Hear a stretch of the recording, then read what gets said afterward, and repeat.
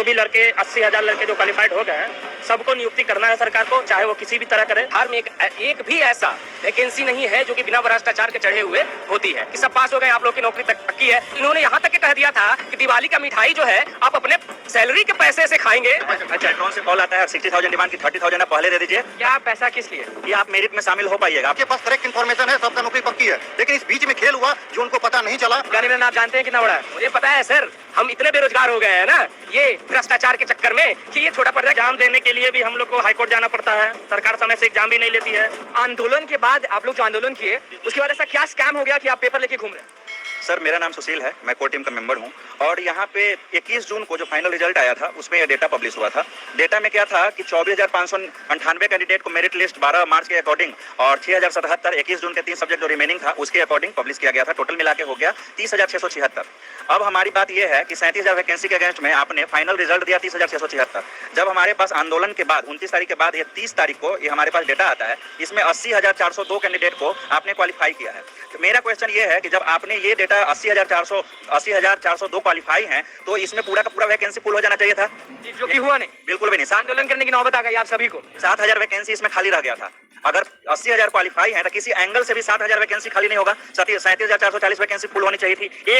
एक या दो सब्जेक्ट ऐसा था जिसमें मात्र कैंडिडेट कम क्वालिफाई हुए थे, उसके अलावा हर एक में कैंडिडेट ज्यादा क्वालिफाई हुए हैं। तो ये डेटा या तो दोनों में से कोई एक डेटा सही हो सकता है, या तो इसको माने सही तो ये डेटा अपने आप को कंट्राडिक्ट कर रहा है। दोनों एक साथ सही नहीं हो सकते। ये आपको जो मिला अभी अपडेट कहाँ से मिला?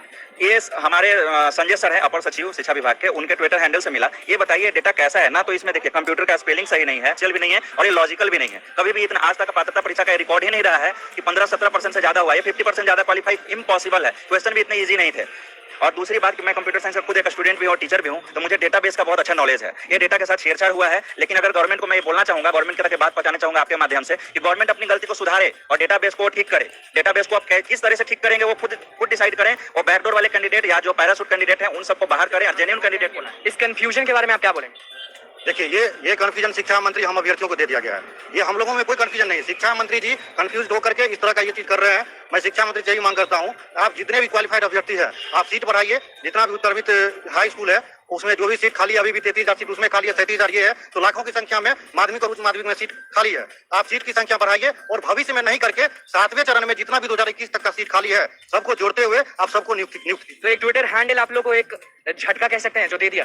बिल्कुल सर, कहने का मतलब है कि सरकार से जो भी गलती हुई है या फिर सरकार जानबूझ के जो भी स्कैम कर रहे हैं या जो भी कर रहे हैं, हमारा ये मुद्दा नहीं है। हमारा मुद्दा है कि सरकार ने बोला था कि जो भी 24,599 कैंडिडेट जो 12 मार्च को रिजल्ट आई थी, पब्लिश हुई थी, सरकार ने खुद प्रेस कॉन्फ्रेंस करके बोला था शिक्षा मंत्री ने कि सबकी नियुक्ति पक्की है। लेकिन सर अब बोलना चाह रहे हैं कि जो भी सर अब आगे जो भी लड़के 80,000 लड़के जो क्वालिफाइड हो गए हैं सबको नियुक्ति करना है सरकार को, चाहे वो किसी भी तरह करे। नए सृजित जो पद है जो उसको बहाली करवाए, उसमें बहाली करवाए, या फिर सर पहले से जो भी सीट खाली है उसमें बहाली करवाए, लेकिन सारे क्वालिफाइड स्टूडेंट को सर नियुक्ति होना चाहिए सर। आपसे मैं ये पूछना चाहूंगा कि आप चलिए रोड पे ये फोटोकॉपी ये जो आप हाथ में लेके घूम रहे हैं, कुछ साथी लेके, क्या पालेंगे इससे? देखिए, ये तो एक नमूना है हम लोग को बरगलाने के लिए सरकार के द्वारा एक एजेंडा चलाया गया है। देखिए, अभी हाल फिलहाल में एक हाई कोर्ट का स्टेटमेंट आया है जो कि ये अमीन बहाली में मेरिट पे जो धांधली हुई है उस पे है, जो कि जांच के लिए कमेटी बना दी है, हाई कोर्ट आदेश दिया है। अब देखिए, बिहार में एक भी ऐसा वैकेंसी नहीं है जो कि बिना भ्रष्टाचार के चढ़े हुए होती है। लेकिन ये आनंद किशोर का ड्रीम प्रोजेक्ट था, आनंद किशोर सर का ड्रीम प्रोजेक्ट था कि बिहार आपको उम्मीद थी। हाँ बिल्कुल, ये आनंद किशोर सर की उम्मीद थी कि ये बिल्कुल साफ सुथरी। आप लोग की उम्मीद तो छोड़िए, आनंद किशोर की उम्मीद थी। बिल्कुल, सबसे पहली जब उन्होंने विज्ञप्ति जारी किया था स्टेट 2019 का, तो उस वक्त सर की बिल्कुल मंशा साफ सुथरी थी और उसी मंशा साफ सुथरी के कारण ही हम लोग 12 मार्च में आ पाए थे। क्योंकि क्या हुआ कि इतना बड़ा धांधली आप लोग कह रहे हैं, अभी भी रोड पे हैं, रोड ही पे ना शायद, ये कह सकते क्या 19 के बाद रोड ही पर से हैं?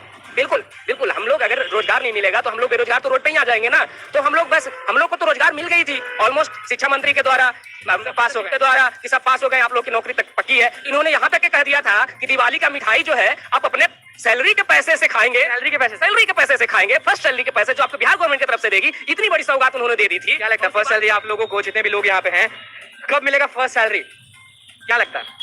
मुझे तो लगता है कि सर पहले ज्वाइनिंग हो जाए। अभी जिस तरीके से ये केस अटक रहा है, केस में चला गया है और हमारी गवर्नमेंट जिस तरीके से कर रही है, गवर्नमेंट से मेरी यही मांग होगी कि आप सीट को इंक्रीज कराएं। आपके पास आरटीआई के अकॉर्डिंग 2021 तक 3.5 लाख कैंडिडेट का वैकेंसी खाली है, तो आप उसको एडजस्ट कीजिए। हर एक कैंडिडेट जो भी क्वालिफाइड है सभी को जॉब पक्की कीजिए और ये सुनिश्चित कीजिए कि आप सभी की जॉब पक्की हो गई। क्या लग रहा है फर्स्ट सैलरी कब पाएंगे? देखिए कब तक मिलता है, मुझे तो लगता है कि मिलना भी बहुत मुश्किल है फर्स्ट सैलरी, क्योंकि हम लोग बहुत बेरोजगार हैं। अभी हम लोगों को फर्स्ट सैलरी का ज्वाइनिंग भी असंभव दिख रहा है, क्योंकि इसमें मास लेवल पे धांधली हुआ है। कहिएगा, इसका बहुत सारा एविडेंस है। आप देख रहे हैं बहुत सारे चैनल पे जो रिकॉर्डिंग चल रहा है, बेल्ट्रॉन की तरफ से फोन गया था, जहाँ तक हमको भी फोन आया था।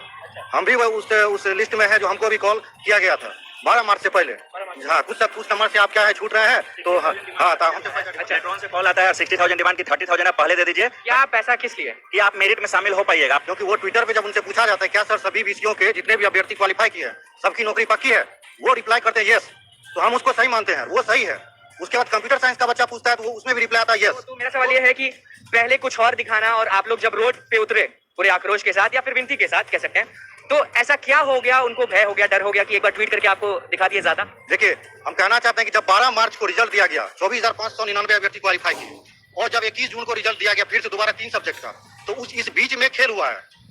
क्योंकि इसी हम लोग जब ट्विटर कैंपेन चला रहे थे 21 जून से कुछ दिन पहले की बात है, जब उनसे पूछा जाता है क्या सर सभी विषयों का जितना भी अभ्यर्थी है सबका नौकरी पक्की है, तो कहते हैं यस। इसका मतलब उनके पास करेक्ट इन्फॉर्मेशन है, सबका नौकरी पक्की है। लेकिन इस बीच में खेल हुआ जो उनको पता नहीं चला, और कौन किए हैं, किस अधिकारी, कौन सा अधिकारी किए हैं, किस स्तर का कलर किए हैं, जो भी किए हैं वो हम नहीं जानते हैं। लेकिन आप जांच कराइए, इसमें मास लेवल पे धांधली हुआ है। इतना कैसे बढ़ सकता है? इस धांधली स्कैम के बारे में आप क्या कहेंगे? सर ये तो सर स्कैम नहीं, ये मजाक बना लिया है। ये स्कैम भी अगर इस चीज को अगर नाम देना तो ये भद्दा मजाक होगा।